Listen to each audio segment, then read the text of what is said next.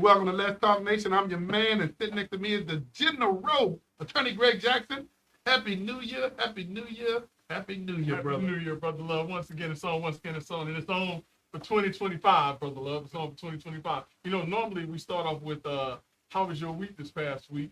But we haven't been here in a while, so how was your past month this past month? Man, I tell you, Greg, everything has been exciting, and I don't get into it. You and I, we've been around each other, man, it's the 8 years coming up. Man, pushing 8 years. Yeah, so I already know we don't get into the New Year resolution thing because we try to live good every day. Try to anyway. You know, but everything is going well, man. What I saw you in the snow. So listen, man. So I mean, you know, this was a different type of Christmas this year for the family, and so instead of you know, spending our Christmas in the sunny state of Florida, we actually took a trip. You know, we actually took a trip to what is being proposed as the 51st state of the United States, according to Donald Trump, which is Canada. So we was going to spot, you know, we were going to scope out some real estate just in case Canada becomes the 51st state. Yeah, yeah. So. Hey, did I see something? No, that Trudeau. No. That's I saw he was considering. Is it stepping down? No, not considering. He's doing. Oh, is he? Yeah. So yeah. Well, you jumping ahead of stuff. I know. Hey, man, you know we can stand up on everything. everything. Since we're talking about Canada. But listen, though, before we get into our conversation about Canada, brother, we have to let people know that in 2025, they are now tuned in to two of the most influential voices in Central Florida on this Monday night podcast, Brother Love and Greg Jackson, the dynamic duo guaranteed to raise your IQs 10 to 15 points. And on some nights, Brother Love, we might even get them up to 25. That's right. But if you want to be a part of the night show, all you got to do, go to our Facebook page. You can go to our what do we got? We got a YouTube page, iHeart, all that stuff. Or you can call 321-483-7002 to talk to Brother Love and Greg Jackson, two of the most influential voices in Central Florida on the Monday Night podcast. Brother Love, let's get it on. Well, I tell you, you never fail with that. But Greg, so Canada, man, come on, keep us on that track. What else is going on? Listen, so and it's kind of funny because while we were in Canada, Brother Love, it was only supposed to snow on that Friday after we got there and on the Monday. We woke up Friday where it already started snowing on Thursday, apparently, and it snowed every day that we were there.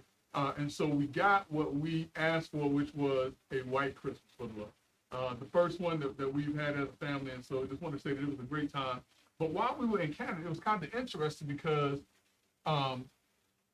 Canada, as I was sitting in a coffee shop, just sitting there, just having my my espresso, trying to warm up because my hands had gone. I saw you all gloved up and padded up and everything. I couldn't feel my fingers, so I had to go to a coffee shop trying to warm up my hands, looking like Fred G. Sanford. I heard people literally talking about the comment that President-elect Donald Trump had recently made to Prime Minister Justin Trudeau. And they were saying, you know, Donald Trump is saying he wants to make us the 51st state. And I just thought it was kind of funny and interesting that as I'm sitting there, as an American, I'm hearing this conversation about Justin Trudeau being embarrassed by Donald Trump by making this comment. And so apparently a part of the reason, aside from the embarrassment, aside from the fact that the party that Trudeau is the head of is about to be defeated according to what the reports are, and they've asked him to step down for that reason. They're saying that his strained relationship with Donald Trump is probably one of the reasons that he's stepping aside too. See, but you know, Greg, here's the thing, and maybe you understand this stuff. So the reports about him stepping down, and then you just kind of put some meat on the bone because his party is failing. But Greg, in the United States, we don't. I mean, you can have the House or the Senate that you can get a majority in one and not in the other. Yeah. But then the presidency is not impacted by the change in the House and the Senate. So how does that work in Canada? Because his party is going to be defeated. He will no longer have the power that he has, and he has to step down. I mean, in America, you don't step down, you actually get beat. Well, until this last election. I mean, come on now. Listen, I mean, you kind of stepped in that one. Okay. Until this last election, you don't step down until this last election. We hadn't really seen that until Joe Biden stepped aside and allowed Kamala Harris to run. But we'll leave that where it is because we already have those results. But, you know, the interesting thing, Brother Love, is the fact that it wasn't just that his party was going to be defeated, because obviously he could have remained in politics in some form or fashion. But his party, because of, I mean, I don't know if you heard, but like even members of his cabinet, I guess is what they call it in Canada, were starting to step down. About 2 months ago, they had photographs of him, and I forget who it was as a part of his administration, that they were kissing. And they said it was kind of innocent, but it looked too close, a little too close. And so people started questioning that. People started to question some of the decisions that he was making. And so his own party Lost were the ones that confidence. said, Yeah. they were the ones that said, look, you got to, a la Joe Biden. So Canada pulled the Joe Biden on Justin Trudeau. because I heard him talking a little bit about this. He was mentioning this new cycle or this new process of I don't know if it wasn't voter fatigue. He was talking about the new thought process or system that is impacting Canada now, Yeah. which has affected him. But come on, Greg, do you think that he will take any responsibility or his party for them, I guess, cracking the confidence of the people who put him there to begin with? Well, listen, I think the fact that he willingly stepped down, because I mean, Justin Trudeau is fairly young. The excuse that Joe Biden had is that, he's getting older, this, that, or another. But Justin Trudeau is fairly young. And I think the fact that he was willing to step aside because he lost the confidence of his party says a lot about the fact that he believed that, he had to do the right thing. That's just my personal opinion. I'm not a fan of Justin Trudeau, don't know the guy, wouldn't know him if he walked up and slapped me right now. But I will say that just the action that he took when his party basically said, hey, listen, we can't continue to support you. And him saying, I'll resign. If you don't have confidence in me, I'll resign. I think Macron had a similar type of situation. Yeah. He was like, y'all can pound sand. The president of South Korea had something similar. He told them to pound sand. So that's what Justin Trudeau said. But now I don't think about it. That may mean that there's something else that's out there that we need to be looking out for. I'm sitting there thinking about it. I mean, think about it. Why would you relinquish power? Yeah, let me Step down from power. Listen, let's talk nation. We're gonna have to think this thing through just a little bit, because this may have some further implications that we just haven't really thought about, because as we're talking it through, it's like, wait a minute, this is a young guy. Nobody gives up influence and power like that. And Greg, you're on to something from the perspective that, you know what, it always comes out in the wash. It may not be, we may not know now, and we may not know tomorrow. Yeah. But it'll show itself. It'll reveal itself. No, absolutely. But look, before we move on, let me just take a moment to pause. I see that a friend of mine, one of my ad hoc mentors, when I was a defense attorney, has joined us tonight. I don't know where he is in the world, but I just want to say hello to John Morrow. Thank you for joining us. John Morrow is probably one of the most blunt, straightforward people that you ever want to meet. He taught me a lot about being a lawyer, and I appreciate him for that. Matter of fact, when I was getting ready to transition from defense practice, I had some stuff that was going on. John Morrow actually came and gave me some advice that kind of put me in the position that I'm in right now. Wow. So I want to just say, just real quick, thank you for joining. I know we haven't communicated in a while, but it'll be great to catch up with you sometime soon. Mr. Morrow, welcome to the show. Welcome to the show. So this guy, I can blame this guy based on this Greg Jackson that we see today. No, don't blame him. Blame my mama. Blame my mama on that. You gotta blame my mama on that. No. Yeah, But in all seriousness, boy, some of that tenacity that we've seen how you navigate. So he has some of those puzzle pieces, if you would. Listen, man, board certified trial lawyer. Probably one of the best trial lawyers in the state of Florida when he was really and truly out there doing it. He and I, we never tried a case together, but always had a chance to see some of his strategies about how to prepare, different things to look at. Always be more prepared than the next lawyer. The other thing he taught, and I tell people this to this day, the other thing he taught me was, when you pick up a file and you pick up something, act like the person that had the file before you was a complete and utter idiot. And that means you will never make any mistakes. Listen, and apply that to life. Yeah. When you walk into a situation, whether you are becoming a manager, a supervisor, whatever that you're stepping into, pretend like the person before you, no matter who it is. Pretend like the person that was there before you was a complete and utter idiot,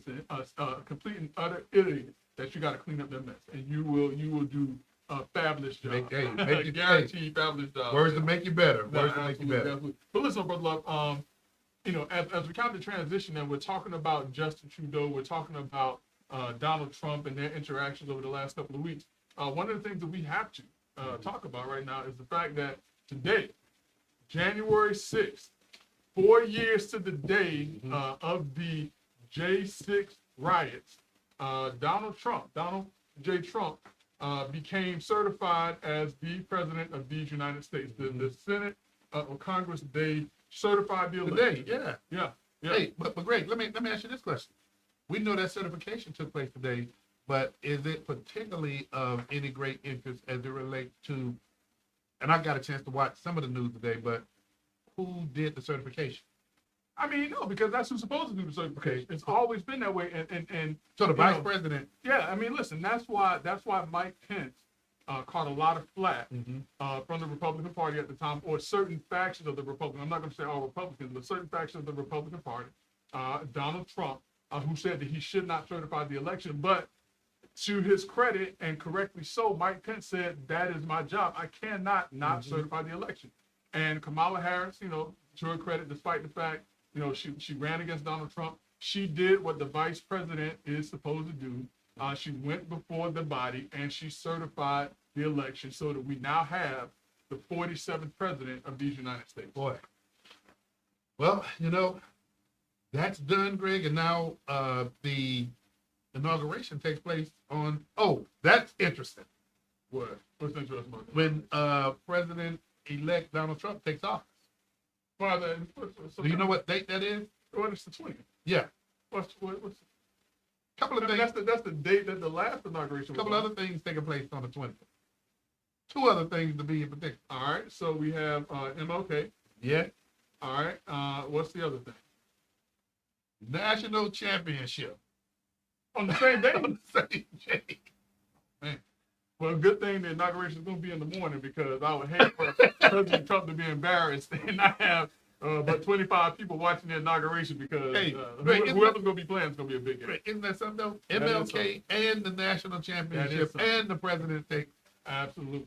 Absolutely. Listen, speaking of MLK Day, also have to mention that the Brothers of Alpha by Alpha are going to be having a lunch. And so next week, we're probably going to have a brother to come on from Alpha Alpha to talk about that luncheon, the importance of it, how it came about, and possibly to see if we can get some folks that can get a seat to the luncheon. So that is a good reminder and segue, because in addition to MLK Day, in addition to the national championship game, the Delta Orlando chapter of Alpha Phi Alpha in Orlando, Florida, will be having the MLK luncheon. So if people tune in next week, they'll get more information. Absolutely. Okay. Absolutely. Okay. Hey, Greg, before we get further down the road, and I know some of the other things that are coming up, but I have to say, man, want to send out our condolences and offer our love and support for one of our good friends who lost his mom yesterday, and that was our good friend, Dr. Randy Nelson. Oh,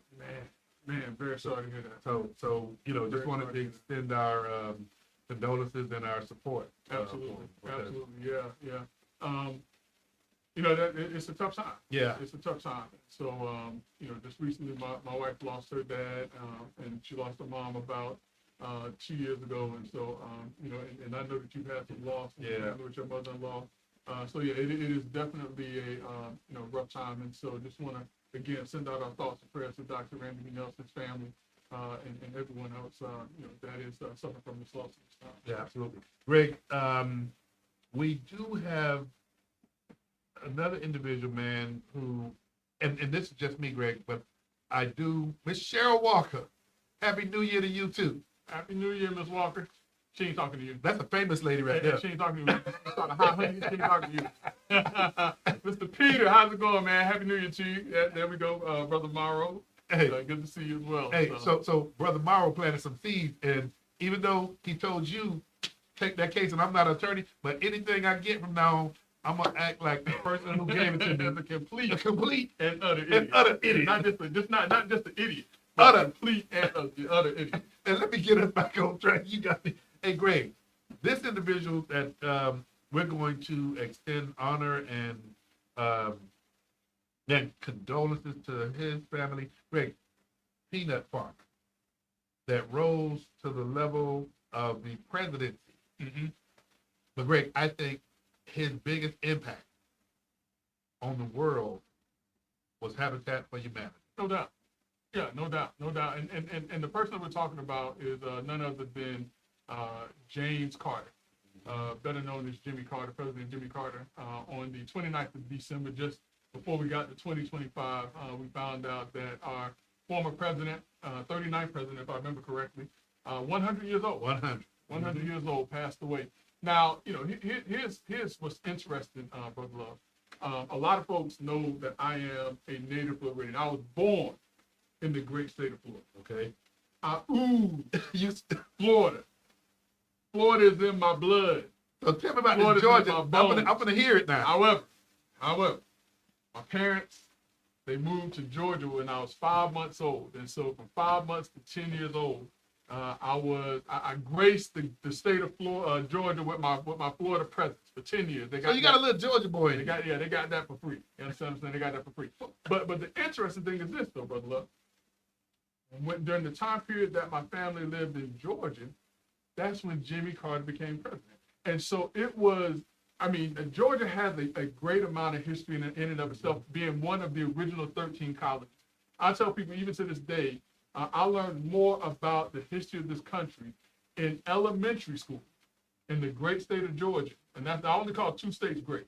Great state of Florida, the great state of Georgia. I learned more about the history of this country in elementary school in Georgia. Man, so great. You can't keep me curious because you know the next thing out of my mouth is when you say Georgia, what town, what city did y'all live in? Listen, it was a little small town, Brunswick, Georgia. Look, Right, yeah. Everybody know about Brunswick. You know, you don't know no. It's just because you pass through it, ain't because you go there. No, but everybody. Listen, don't make me start testing people about Brunswick, Georgia, and we start talking about Willie Weenie Wagon. Willie Weenie. You don't know nothing about that, all right? You don't know. Listen, don't get me started about Brunswick, Georgia. Now, you know what I'm saying? The Pump Mill over there over there by I Street, K Street, Gloucester, you know what I'm saying? Where you get the best crowd. You know, people from Jacksonville drive from Jacksonville to Georgia to get. Sound like you still got your roots in that Georgia. Listen, man, don't get me started, man. I still got family in Georgia, man. I got still. Okay. They sometimes they check us out. So no. I'm not gonna test you on your Georgia. Hey, great man. I don't mean to shift gears too fast, but man, something took place. Oh, wait. Go ahead. Hands up. So, as a young boy who was a resident of the state of Georgia, when Jimmy Carter became president of the United States, as the former governor of Georgia, that was probably one of the proudest times. Remember I said, so yeah, that was probably one of the proudest times that Georgians had. And I remember, and I was a kid when this happened, the proudest time that a boy from Plains, Georgia, a peanut farmer, came up and became president of the United States. Now, he didn't look like me. He didn't sound like me. He didn't talk like me, but he was from a similar place and situation where I was. And it was a lot for people to be proud of. So, you know, and as you said, Jimmy Carter, you know, I think he came about at the wrong time because his presidency was almost as bad as Joe Biden's presidency. One term. You know, there was a lot that was going on. But there's one thing that you cannot deny about President Carter, and as you said, that he had a heart for the people, he cared about the people, and Habitat for Humanity was one of his passion projects. In addition to remaining as a professor at Emory University, as well as being a teacher in his church at a Sunday school. And Greg, the one thing about him, I mean, times have changed, but one of the things that didn't change about him was his heart for humanity. Absolutely. No, yeah, there's no doubt in that at all. So I apologize. I just had to, as a partial Georgian, I had to get that out. But you know what? Now, and I'm gonna go in the other direction. When you talk about segues, when I finished talking about a person who had a heart for humanity, great. The next thing that I'm bringing up, man, goes in a totally different direction. Oh, where we going now? What took place in New Orleans? Oh, man. So, New Year's Day, you know, people on Bourbon Street preparing for the Notre Dame, Georgia game, you know, festive time. I mean, you're never thinking about just walking down the street, getting ready for one of the biggest college football games that's about to take place. And you have this idiot, Brother Love, who decides that this day, that particular day was the day that he was going to enact a terrorist act on this country. Although it happened in New Orleans on Bourbon Street, this was clearly an attack on the American people. And what we now know and what we've learned from the FBI investigating this guy, and when we get to people like this, we don't even mention their names. We don't even want to give them notoriety that way, but we'll mention the situation only because of the individuals who were affected by it, the families that have been affected by it, those who have died as a result of this idiot's action. But we now know that this guy was radicalized and he claimed to be a member of ISIS. That's scary for a couple of different reasons. Coming off of one of the time periods where we've had the highest rate of immigrants or illegal immigrants coming into this country, and there being indications that there are people from ISIS that were coming into this country through the southern borders. No fault to Mexico, no fault to people from Mexico, fine people who want to come, want to work, as long as you do it the right way. But you have people who were in those groups who were coming in intending to do Americans and to do this country harm.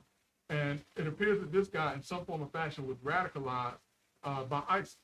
He took a trip in 2023 to Cairo, Egypt, which we know now that a number of the hijackers of the planes on 9/11 were from Egypt, or that they originated, or that they flew or came out of Egypt.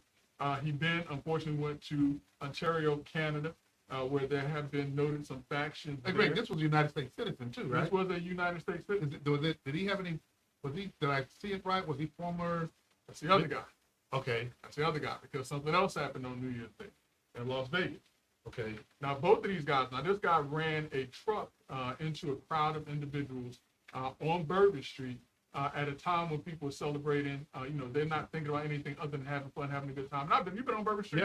Yeah. Listen, man, Bourbon Street is all about, and you can imagine. Having fun. Yeah.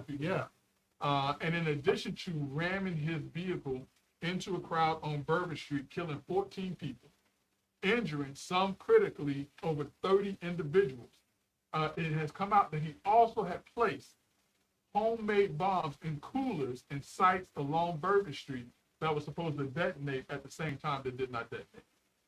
So this, as you said, brother, we go from one end of the spectrum, talking about, a great man in Jimmy Carter, to talking about this absolute idiot. Brother Jackson, here's something, and I know we both stay in the news and get our news from various locales, but there's multiple video of this guy pulling around these coolers.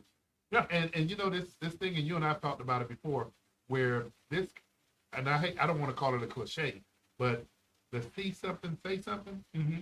Now you have all the talking heads saying, now that they see this video from the different cams that were on Bourbon Street, and everybody clearly saw this guy pulling these coolers around. Listen, hindsight is 20/20 though. Yeah, but I will say it was so, when you look at those videos, and then you look at the people that are around him in this video, you know what stuck out to me? What's that? Nobody else was pulling around coolers.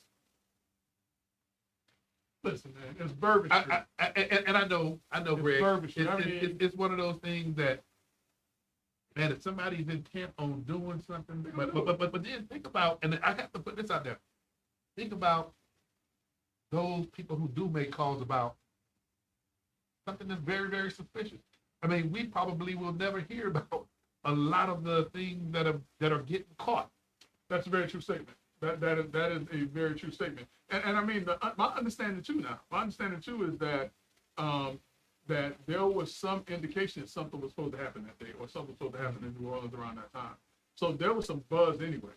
Now, and the reason why I say, look, it's Bourbon Street. I don't want to, and you're right, see something, say something. People need to take that very seriously, but I don't want to put too much of the blame on the people that were around because of this idiot. Oh, and not doing that, but I also want to emphasize this. The minute something like this happens, we look and say, wasn't there something that law enforcement, and man, we don't know the half of the times that law enforcement does stop something that the public would never know about. Right, but here's the other thing too, and that's what I'm saying, is Bourbon Street. How many times have we been to, let's say you go to the class, somebody pulls out a cooler because they're selling soap. Yeah. You know what I'm saying? I mean, and that may be what's in people's minds. Oh, hey, this guy, he's going to set up, a little station where he's going to sell waters or do something like that. He did it at a time when people were relaxed. Yeah, you're right. The guards were down there relaxed on Bourbon Street. That is the furthest thing from anybody's mind that somebody's going to come on Bourbon Street, detonate bombs and run through a crowd in a truck. And thank goodness those bombs didn't go off. Oh yeah. Oh man, that would have been absolutely devastating. But one bomb did go off, Brother Love. And I believe that this is the other one that you're talking about. Like this guy, he may have been former military too, but the other one happened in Las Vegas. And the irony of this, Brother Love, get this. And when I heard it, I was like, but what I've now heard is that the two weren't connected. And I don't know if the other was politically motivated, but then again, it may have been. I'm hearing two different things about that. But a Tesla truck was blown up in front of a Trump hotel in Las Vegas. Think about the irony of that. A Tesla truck, Elon Musk, connection now to Donald Trump, was blown up in front of a Trump hotel in Las Vegas, where, for the first time, Donald Trump or a Republican won that area. Yeah, yeah. And so the gentleman that did this act, thankfully, the only casualty in that particular case was him. But yeah, that was a bomb that detonated, and then apparently both of those gentlemen rented cars through Turo. But yeah, in Turo, you familiar with Turo? Yeah, yeah. Where it's this new, I guess, entrepreneur type of car rental that individuals can purchase cars themselves and rent them. I mean, it's not like you go into an Avis or Hertz. Right. Yeah. You go to a website. I actually have the app on my phone because there's sometimes you can get like some neat cars you can drive around. And so you go to this website, you go to the area where you want to rent a vehicle, and you pick out the vehicle, and you can rent it. The person will either bring it to you, or you have a designated location where you can pick up the vehicle from, and you just drive the car for a couple of hours or a couple of days. It's a great idea. It is the same idea and concept that has made Uber as successful as it is, and Grubhub and all the rest of them. But for rental cars. Well, I tell you what. Right now, the marketing and advertisement for that, because I think it's been in existence now a few years. Yeah, I know at least 2 years. I know that at least 2 years. So damage control is going into effect. But on the other side of that, with the Tesla truck, you see, soon as the media started advertising that it was a Tesla truck, Elon Musk threatened to sue them. so and this is the guy that got the means to do it. Listen, I mean, the way that it was first portrayed. Oh yeah, it sounded as if a Tesla truck had blown up because of that malfunction. Oh, see, you know what I'm saying? Because when I kind of heard it first, I was like, it's got to be more to it than just a Tesla truck. It sounds, kind of funny. So, yeah. So, but he got him straight though. He got him straight. Greg, I'm sorry, man, because I kind of stayed there a little bit longer. Hey, but one of the things we talked about, man, was the certification. But did we touch on the pardons and things of the nature yet? We have not, and I don't know. Before Joe Biden pardoned his son, before Joe Biden did a blanket pardon of I think 1,500 pardons or something like that, pardons of clemencies in a single day. I don't think that this is something we would have even had a reason to talk about. But I think since the predicate has been laid, now the question is, what is Trump going to do about the January 6th riot? Well, I think he's already said to some degree about what he's going to do. And what was it? I saw this repeatedly. Some of the individuals that were convicted on, what do you call it, Greg? Trespassing or destruction of what was it? It was, let me see. It was entering restricted ground. He said he's going to come out and, what do you think about that? I mean, listen, some of the courts have actually come out and said that a lot of these people were overcharged. The federal courts have said that even before the election results, even before the actual election kicked off, there was already rumblings that some of the J6 rioters had been overcharged. The other thing also is that a lot of folks on the Democrat side and even some Republicans were saying that this was an insurrection. But at no time has Donald Trump or anyone else been convicted or even charged with insurrection. They've been charged with something like seditious conspiracy and violent assault, but that's not conspiracy. And so I think that there has to be some review of at least some of the convictions that were done. Because if you look at it, it was 1,500 people that were charged. 1,200 were convicted out of that 1,500. 645 sentenced to prison between a few days and 22 years. And so, I think that Donald Trump has tipped his hat a bit to say that he is going to look at some of these.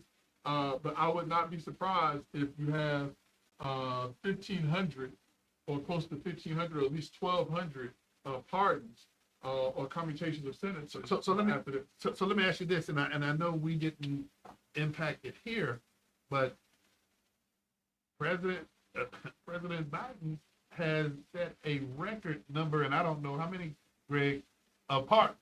Yeah, it was 1,501 if I recall correctly. So, I mean, and then, President-elect Trump has said his first day in office, he's going to issue some pardons. So this is going to be interesting. But, this question I have, first day in office, should that be the first thing that he does? My opinion? Yeah. No, there's a lot of other precedents. Yeah. I mean, there's some things that need to be rolled back, especially, I think, because just recently, and when I say just recently, I mean probably within the last couple of days, Joe Biden has restricted drilling in a number of states to include the state of Florida. And so I think that any restrictions on the ability to drill for or to manufacture or to what's what I'm looking for? Produce oil, I guess. Produce manufacture. I think that those things should be looked at very. So let me ask you this, because you know how to navigate this stuff, Greg. So if President Biden has done that, that could only be done through an executive order in this short period of time. Right. So it really comes down to who's in position of power at the time, because on day one, that could be actually one of the items that could actually be reversed through an executive order. Right. And listen, I mean, most presidents do it anyways, and Joe Biden did it day one in office. He reversed a number of Trump, presidential executive orders. And so I can almost bet that this is more symbolic than anything else, because by the time the ink dries on the paper, Trump is going to be in office and reversing it anyways. So it shut down for a few days, and then a matter of hours, the oil is running again. Yeah, it'll be running back. So, Greg, let me ask you this, because a lot of people are asking this question. I mean, we've seen it all over the headlines. A New York judge is proceeding forward with the sentencing of President-elect Trump. And a lot of people don't know what that. I mean, when you hear sentencing, Greg, what does that mean to the everyday Joe citizen? I mean, in criminal cases, it is a determination on what the punishment will be for an individual being convicted of a crime. And as we know, unprecedented. This is unprecedented. The last 4 years have been unprecedented. But at the time, former President Donald Trump was convicted of 34 felonies. And that was a part of a hush money conviction in New York, having to do with properties and different things like that. And so what the judge has said and what Trump's lawyers tried to do is they were trying to say, well, listen, this either needs to be halted or delayed or just thrown out completely because he's now the president of the United States. And I think that Alvin Bragg, rightfully so, whether or not I agree with it or not, but rightfully so, argued that the presidential immunity is not to prevent sentencing, it's to prevent any prosecution of a sitting president. So I think he was right in saying, listen, that does not apply to the sentencing. But the sentencing, Brother Love, is symbolic and nothing more, because there's really not going to be any punishment that's going to be doled out. He's not going to be sentenced to any jail time. He's not going to be given any fines, and he's not going to be placed on probation. And that's been determined and said by the judge himself, because this is what they consider to be an unconditional charge. So again, symbolic, having no impact, but the other side of it is something else on the record. Right. But now, well, let me take a step back. What it does is also, it pretty much closes the case out in that court. It closes it out. And it allows Trump to continue with the appeals process.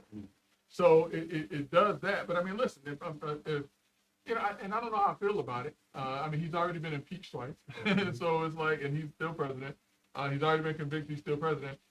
if they go through with the sentencing and it's a unconditional charge, who cares? Well, great. Let me rewind, because here's something. When you frame it up like that, here's something that I think people are glossing over and not getting their arms around it. But with everything else that has taken place, I'm gonna say this, and I don't want to oversimplify. Yeah. But you talk about an individual who won the electoral votes, and he also won the popular vote. First time it's been done in I think 3 decades. So great. My point is, I think the American people have spoken. Yeah, I mean, but the jury spoke too now. Who won? The jury spoke in that courtroom. That's what I'm Yeah, talking oh, about. yeah, You know, the yeah, American- but yeah, listen, but- you know, you gotta. I get it, Like I it or get it. not, the jury spoke. They said that he was, guilty of this. The judge says he has an obligation to sentence, and that's what he's gonna do. But like I said, at the end of the day, it's an unconditional charge.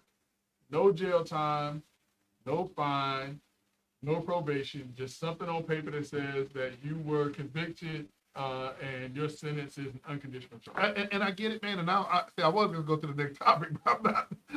I get it, Greg. But again, when I think about winning the popular vote and winning, and you mentioned it, never been done before. I'm thinking, and here's some of the conversations, the water cooler conversations that have taken place, and the water cooler conversations were along the lines of, in totality, America was dealing with, hey, y'all not saying what I want to hear when it relates to undocumented immigrants. What are you going to do about the border? Americans were having more conversation about their pocketbook, and those were the issues that were important to America. And then one of the other topics, I'm not going to gloss over. One of the topics that related to, and how else do I need to say this, but being in women's sports, biological men in women's sports. To me, Greg, those were some of the resounding issues that people across America were saying, hey, look, y'all talking about everything else. You're not talking about the things I care about the most. And so, again, you mentioned it, and I agree with you. The jury spoke. But, man, I'm looking at the rest of the United States. So now, let's talk about this popular vote thing. Okay. All right, let's talk about this. Popular vote is not the Saddam Hussein popular vote where he got 99% of the vote. Okay. Popular vote, he got 70 million votes. He didn't get 60 million votes. So you're still talking about almost half of America who wasn't rocking with Trump. I got you. And part of that half is even in the party that he's in. And there are a number of people in the Republican Party who said that they didn't want to vote for Trump because he was a convicted felon. Now, listen, when we talk about the prosecution of the case, I thought it was messed up. And I've made this very clear. I thought it was messed up anyway. But I think that in this case, when the jury has spoken and the judge has his role of what he has to do, just like with Kamala Harris. I got you. Kamala Harris has a role. And Mike Pence had his role. If you got up there and did anything different, then you're not serving your purpose. Now, I think that judge should have been recused. I think that the judge made some bad rulings and decisions. The fact that when Trump stepped into the courtroom, he had no legal defense that he could bring was wrong. I think that his valuation of the property in Mar-a-Lago at $18 million was wrong. Yeah. Okay. I think that there's a lot that was done wrong with that trial that needs to be looked at. But from the standpoint of the sentencing, let it go forward, continue to appeal it, and I think that it'll come out in the wash. But again, at the end of the day, it doesn't mean anything. What's Morrow's first name? John. John. See, I'm gonna go back. John, you taught Greg something real good, and now I'm gonna go ahead and Greg, something that you taught me. What's that? Because I heard what you said, Mm-hmm. and I listened. You learned to teach me. Listen, man, listen. That's why you have 2 ears and 1 mouth. All right, Morrow, here's something that Greg taught me. I hear what you said about the popular vote, but I also know something that Attorney Greg Jackson taught me. The popular vote is still the popular vote, right? Oh, no doubt. No doubt. And he won the popular vote. And I hear what you're saying when you look at the numbers, but he still won the popular vote. Come on, I'm even go Dr. Nelson on it. Fact, not theory. What are you talking about right now? He won the popular vote, right? In an election. Yes, but he also won the electoral But vote. let's ask this question. Uh-huh. What was the American people's view on Trump's case? What was the American?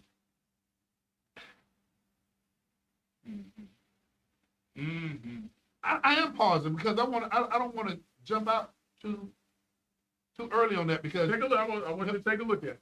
okay. Now, while a number of people said that that it was political prosecution, Correct.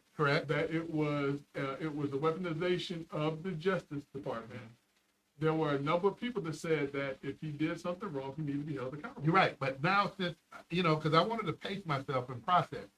Going to the Greg Jackson School again, by the way. All right, we welcome you. You said, what did the American people think What about? was their view? What was their view? view? Yeah. Now, I'm going to tell you from the folk that I engage with quite a bit, the view has been similar, if not the same, as what's taking place with somebody who withdrew from the Attorney General's race, and that is influence and privilege has its place.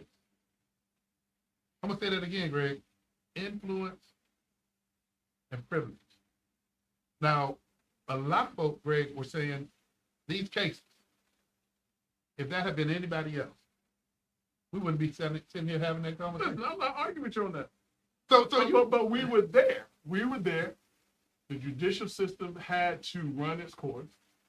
He was in he was in front of a jury of his peers in New York City, albeit, and that was the determination by a jury of his peers.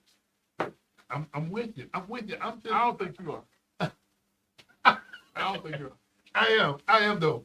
But okay, so you got me turned around. Oh, Greg. But listen, but again, I say I did not agree with the cases being brought. You're right. You're right. I didn't agree, but since we were there, then we had to deal with what was there. Now there is a process and a procedure that unfortunately Trump has to follow, and if it's found that it was malicious prosecution, which it may have been that, particularly given what that judge had done, I think that his attorney's fees should be paid. I think that there needs to be some repercussions that are outlined and laid out to the attorneys that tried the case. Mm-hmm. I think that the judge should face some type of repercussions if he should have recused himself. I think that the judge, by not being an expert in real estate evaluation, should not have placed a value on that property that was so blatantly undervalued. Greg, me not being familiar with, like a lot of people, Greg, what are some of the consequences that can take place with the judiciary when they do things like that? I mean, normally you have these disciplinarian boards or what? Yeah. I mean, was it the JCQ or something like that? JCQ is for the qualifications, but there is a board, at least I know in the state of Florida, that will reprimand judges, that will either have judges removed. But the worst that can take place is what? Removal? Yeah, because he's not a federal judge. If I recall correctly, this guy was a state judge. Okay. Yeah, if I recall correctly, he's a state judge. But speaking of which, so state judge, but because remember, this is a New York case with Alvin Bragg, who is the Attorney General, Southern District, right? Is he federal? No, Alvin Bragg was state. With Letitia Adams. And you know what? I have to look at that again, but yeah, I want to say that it is a. But then you make the distinction because pardons and I guess what do you call it, Greg? Being exempt from a federal case, that's something that is real that can take place. That could be either a protection, right? But you're not protected from state cases. You're not, but like I said, so say for example, remember Trump also has the case in Georgia. Mm-hmm. The conspiracy case in Georgia. I believe the judge is going to dismiss that case. Now, I think the judge is going to dismiss it for a couple of different reasons. The election tampering case, the racketeering case, what it is. And while there is no state immunity for a presidential candidate, I think that what state wants to be the state that prosecutes a sitting president or anything like that? I mean, and I know they did it to a former president when Trump was a former president, but what state really truly wants to be in that position Yeah, you're right. of a sitting president who controls and the policy and potentially the purse strings of monies that are coming into those states. All kind of streams when you talk about federal money coming into those from the federal government to the states. Yeah. You're right. Hey, Greg, something else, and I don't want us to lose this because before you know it, it'll be time to go. Yeah. Democrat. What's going to take place, or what do you anticipate? I know your crystal ball works sometimes, but the next 2 to 4 years, what's going to be taking place, man? What do you think? What do you think they have to do? Yeah. Democrats got to do some soul searching, Brother Love. They got to do some soul searching. There has to be some efforts to find a real leader of the Democratic Party. Because quite honestly, quite frankly, I don't think that Kamala Harris is it. As much as she was put in front of the Democrats to say, this is one for us, you still have to remember that during the 2020 election cycle, she did not even make it out of the primary. Mm-hmm. She was the first one off the stage. First one off the stage. Even after she lost this race, there were people saying that she should resign from politics permanently. But there is some discussion and some talks about her potentially being the candidate in 2028. But the Democrats have to do some soul search. They have to really truly figure out what it is that the American people want. Because I think that they have lost sight about allowing a small minority group of individuals to speak for the whole of the Democratic Party. And I've said this a number of times, is that and one of the reasons that the Democrats lost a significant percentage of African American votes is because they have ignored the issues that are important to African American males. As much as women want to tell African American males what's important to them, African American males were not listening and were not resonated to what it was that Kamala Harris was saying, what Barack Obama was saying, what Magic Johnson was saying, because those things that they were saying should have been important to us, and forcing us to do something was not. So great. Let me ask you this, and man, this is real interesting, and this is, I guess, to some degree unscripted, but great. What? Well, none of it is scripted now. But I'm going way off. I don't want people to think that we sit up here and we got something. No, but I'm going way. I'm going to go way out there for you, Greg. All right. We already saw the message that was going to black males during this election. We saw the outreach, but we also saw. Did we see the outreach? Well, we saw. Did we see the outreach? We saw a facade of what I believe. And the question is, if we saw any outreach, when was that outreach? Well, you're right. I give you absolutely right. So here's where I'm going with it. What's your definition? Because normally we can talk about liberalism, but now we got what's called progressive Democrats. What's your thoughts or definition of progressive Democrat? My mind, there's really no big difference. Just Okay. One is less. One is not as radical and not radicalized, but not as radical, meaning in thought process and how far they will go as the other. I think progressive are a bit more tame in their view of what should be done and how things should be done. I think that liberal Democrats are the ones that tell us that we cannot have our own way of thinking. If we think any way other than how they think, then we should be silent. Those are the liberal Democrats. Progressive are the ones that say, I just don't want to talk about it. So here's what I'm going to say to you. And you, Greg, you and I mean, shoot, Batman and Robin, Superman and Flash, whatever you want to call it.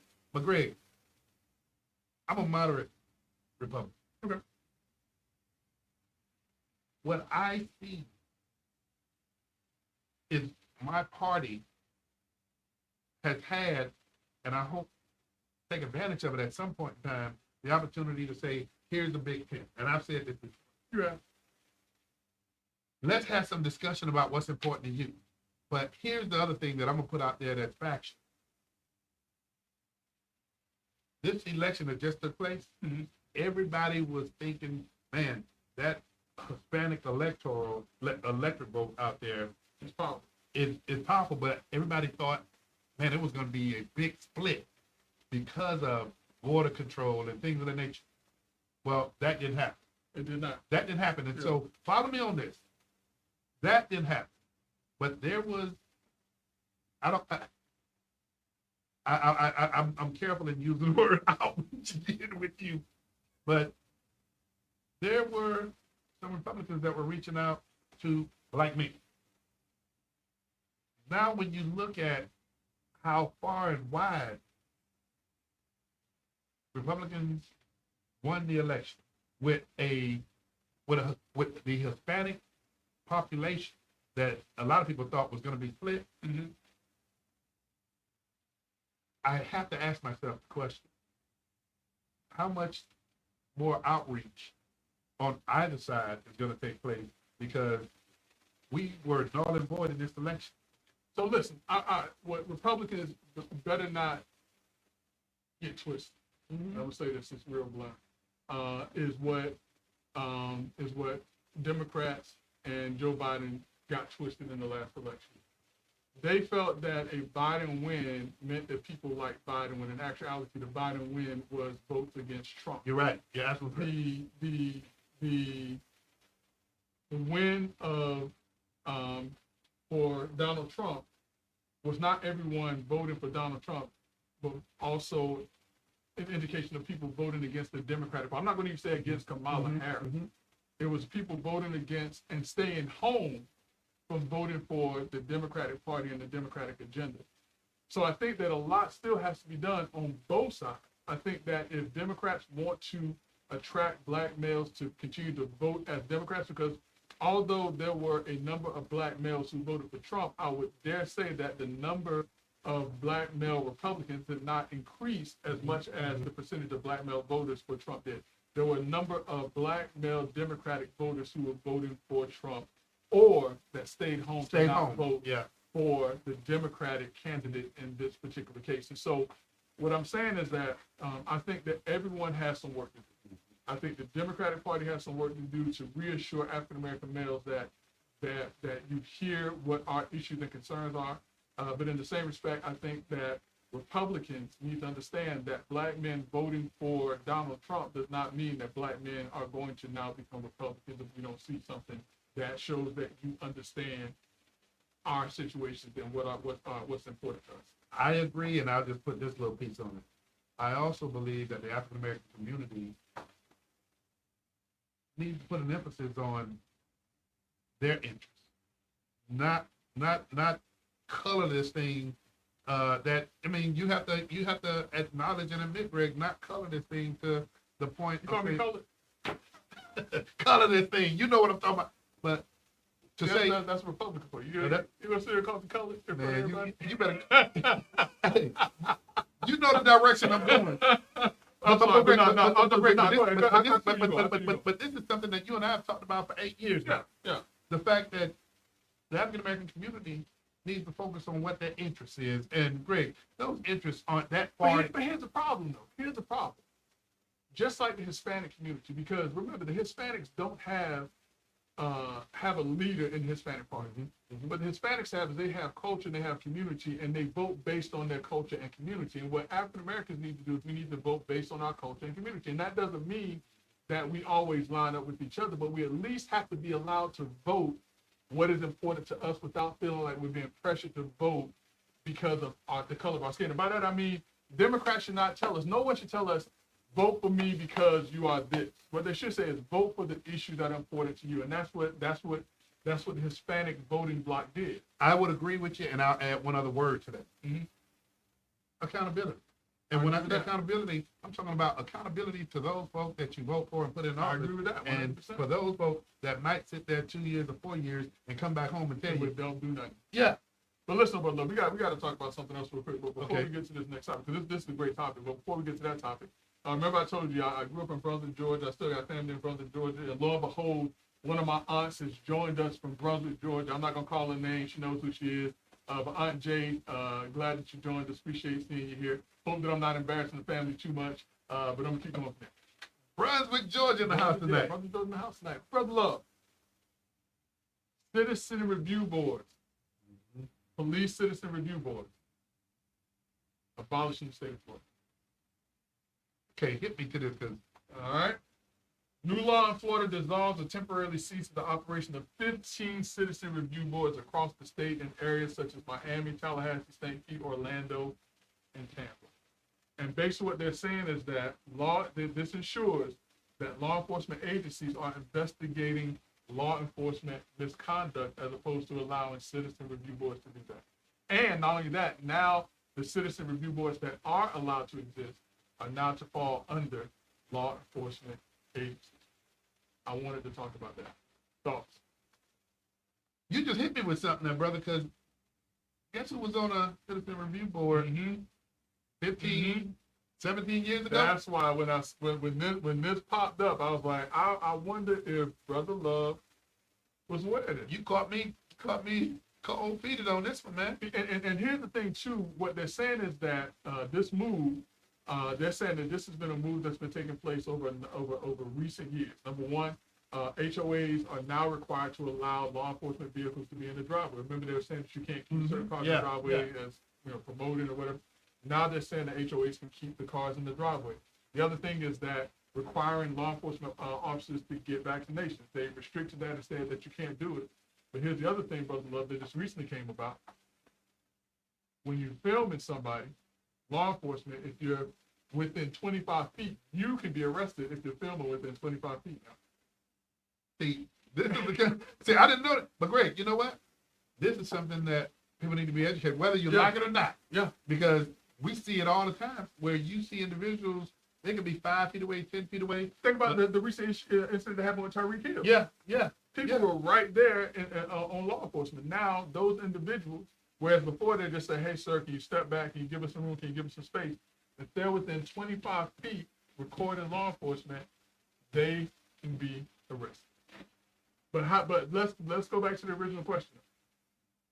Citizen Review Board. Ceasing operation temporarily or dissolved altogether. Greg, you know something that we've been involved in with community engagement, relationship building with law enforcement and communities. I mean, I'm gonna just say without fully, because you hit me with something. What does that do to building bridges? Exactly. And remember, when you mentioned Dr. Randy B. Nelson, of course we were talking about that. That's the first thing I thought about when I saw this, because Dr. Randy B. Nelson is always talking about the relationship between communities and law enforcement and how important it is to build those relationships. What will this do to law enforcement and the relationship of communities and trusting the decision that law enforcement makes if there is an instance of misconduct? But here's the other thing too, about love, because the other thing I thought about was this. What if it was Chief Orlando Rolon? I think that that's somebody we could trust in this process. You're right. Greg. But he's no longer, I mean, and I'm not, this is no knock on Chief Smith. Understand that this is someone that we saw firsthand, that when something happened in the community, he proactively went out and called members of the community in to see what took place. You know what? I'm glad that you cut me short when you did, because you see the time and you see where we're going. This is great. We got to talk more about this. Let's really truly think about the implications of this, and if there has to be some deeper conversations about this. And this cuts into the home rule issue as well. Hey, for those of you who are watching us, hey, we thank you for tuning in to Let's Talk Nation. As usual, we always run out of time when things get going good. But General, you hit me with one tonight, brother. But guess what? Wait, before we go, new saying: be bold, and mighty forces will come to your aid. That's all need to be said. We'll see you next week on Let's Talk Nation. No, I like you still no. do it. I like that quote. Well, I'm gonna do it if you don't do it.